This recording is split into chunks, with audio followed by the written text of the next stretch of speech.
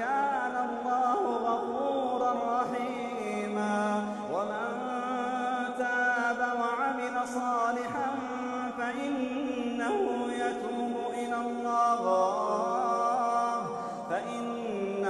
يتوب إلى الله متابا.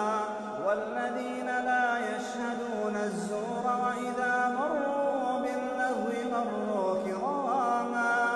والذين إذا ذكروا بآيات ربهم لم يخروا عليها صما وعميانا. والذين يقولون ربنا